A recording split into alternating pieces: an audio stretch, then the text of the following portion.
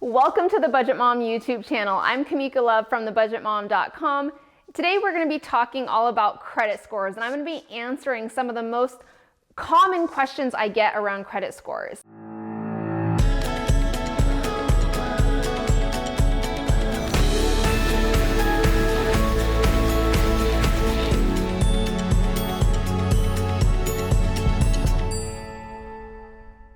Now, you may have heard arguments from both sides of the credit score debacle. One argument says you should maintain a good credit score, as you really never know when you will depend on that great credit score later in your life. On the other side of that argument is that your credit score is really just a relationship with debt. Therefore, if you are living debt-free like I am, or don't want to have debt, then maintaining a good credit score really doesn't matter. Essentially, it's okay to have a credit score of 0. Here's the problem with that argument though. Just like with any relationship in your life, you can have a bad relationship or a really good, healthy relationship. You get to decide how much effort and how involved you are with maintaining that relationship. The same really goes with your relationship with debt. And then that relationship is then measured and graded and given to you in the form of your credit score. I also hear a lot of people refer to their credit score as in singular, one credit score. The truth is there are many different credit scores. The most recognizable and the primary scores are used by 3 different credit bureaus. You have Experian, Equifax, and TransUnion. These primary scores are your FICO score and your Vantage score. So both of these scores are designed to measure how financially stable you are and how likely you are to pay back your debt. Today, we're going to be talking more about your FICO score. And the reason being is this is the leading type of credit score. And in fact, many of the other scores model after this one. So 90% of all lending decisions use the FICO score. There are 5 factors that determine your credit score. Your payment history makes up 35% of your score. This measures on-time payments. You have your amounts owed, which is 30% of your score, and this measures how much debt you are carrying relative to the credit limit you have been given. You have length of credit history, which is 15%, and that measures how long you've been handling credit, or how long has your relationship to debt been. You have new credit, which makes up 10% of your score, and this just measures how often you apply for new credit. And then your credit mix, which makes up about 10% of your credit score. It just measures how you handle different types of credit, such as credit cards and loans. Now, before we jump into questions, and if you really want to improve your credit score, there is one step I recommend that everyone takes. You first have to know what's in your credit report and what's ultimately affecting your credit score. The best way is to request a free copy of your credit report every year from annualcreditreport.com. In fact, due to COVID, they're allowing you to receive your free credit report weekly from Equifax, Experian, and TransUnion, so all 3 credit bureaus every week. Look at the information in your credit report. Do you see something that isn't right or something you feel shouldn't be there? Make sure you reach out to that specific bureau. In fact, I have a full credit report checklist with an example letter to make a dispute in my free resource library, and I'll put a link to that in the description of this video. One of the top questions I get is, Miko, is Credit Karma the most accurate? Now, with Credit Karma, it's important to note that whatever credit score app or program you choose to use, it doesn't just have to be Credit Karma. They might all give you different scores. And that's because each of these credit score monitoring type of apps and programs, they use different scores. Credit Karma uses the Vantage 3.0 scoring model. So if your lender uses the FICO score, it will be different from what you see on the Credit Karma app. It only factors information from 2 of the 3 credit bureaus, Equifax and TransUnion. I personally like using Credit Karma for an estimate, but I'm also fully aware it might be different and doesn't have all of the information. The next question I want to answer is, what is the best way to increase your credit score? Since you now know what makes up your credit score, you can see that payment history makes up the biggest factor for determining your credit score. So you can improve your score by making sure you are making on-time payments for all of your financial obligations. So loans, credit card payments, you're making on-time payments consistently.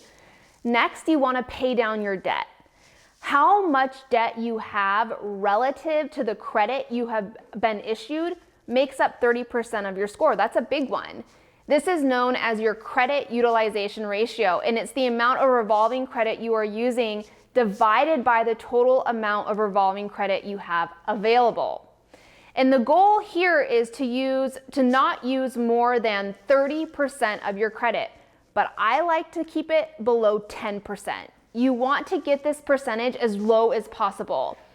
Increasing and improving your credit score is a marathon. It's not a sprint. It takes a lot of patience. The next question I get a lot is, why does my credit score drop after I paid off debt?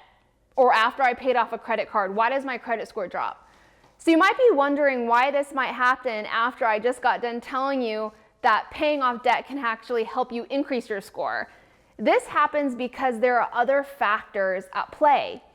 Your credit history and the average age of all of your open accounts is one of those factors. So for example, let's say you paid off a credit card that you've had for 15, 20 years, and then you close the account. That could reduce the age of the accounts on your credit history. The other factor to think about is the mix of credit that you have.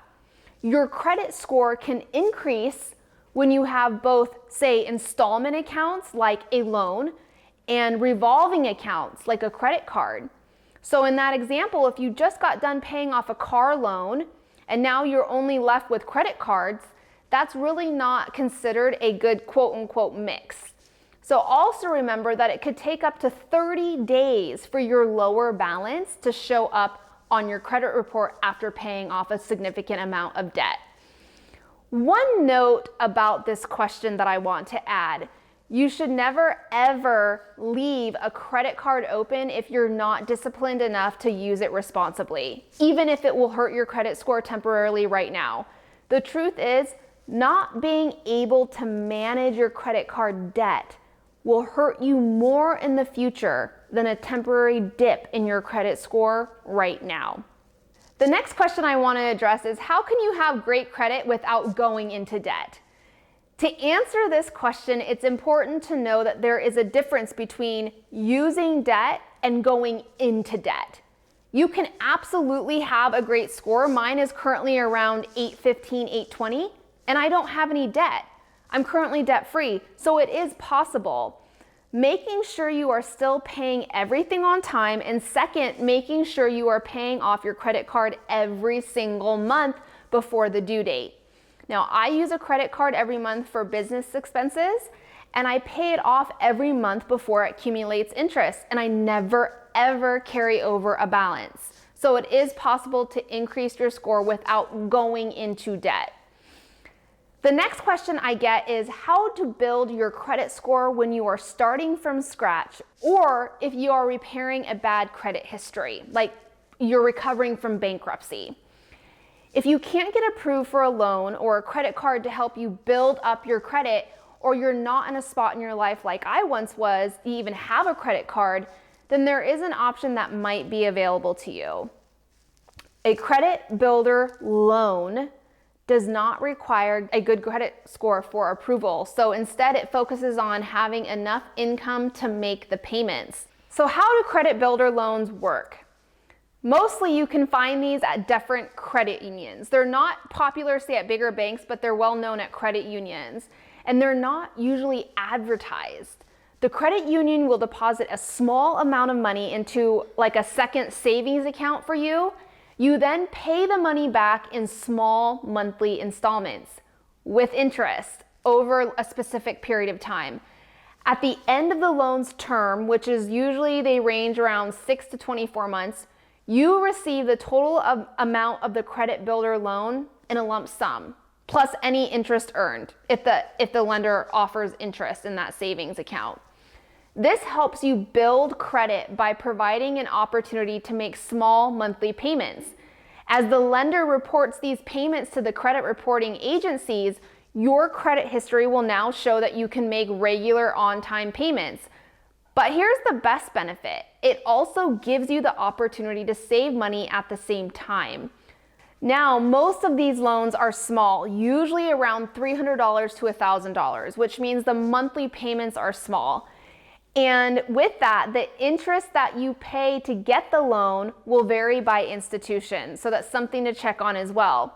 A big note about the credit builder loan: like any debt, the credit builder loan is not free. There is interest, so make sure to ask about the fees and the interest rates. I know the credit builder loans can seem very confusing because we're calling it a loan, but you're not actually receiving the money. The way I like to think about it is you are going in and getting approved for a loan. You're not receiving the money. Instead, you're going to make installment payments to pay back that loan. All of your payments get set aside into a separate savings account that you then get back at the end of that loan term. It's just a great option, I think, too, because a lot of the time you hear about, oh, become, an authorized user on someone's credit card. When I was dealing, way back when, I had a credit score of around 520. I did not feel comfortable asking to be an authorized user on someone's card, like my mom's or a friend's or my sister's. So those are some of the most common questions I get around credit scores. Before I end this video today, I do want to encourage you to go check out my free resource library. It doesn't cost a dime, but there are some great little free resources in there that have to do with your credit report and score. The first one I talked about earlier in the video is my complete credit report checklist. This is a great tool if you are saying to yourself, I have no idea what I'm even looking for when I get my credit report. I've never seen it before. It's going to have a sample draft letter for you, as well as who you need to send it to. All the contact information for the 3 credit bureaus are right here listed on the page. And it's a checklist, literally telling you what you need to be aware of and check on in your credit report. It's just a great resource if you're just starting out at looking at your credit report. The next is I have a credit score tracker. This is a wonderful little visual to look at your progress if you're trying to raise your credit score. I have a lot of community members that look at their estimates of their credit score every single month or certain periods of time and watch their progress and watch it grow. So this is just a great tracker, a yearly tracker to increasing your credit score, and it's just really fun. If you found this video helpful, please like it and don't forget to subscribe. Toby, come on. Oh my God, dog. Oh, he's soaking wet. Which is right here. You can see oh no, that's not that. I have a pie chart. Ryan.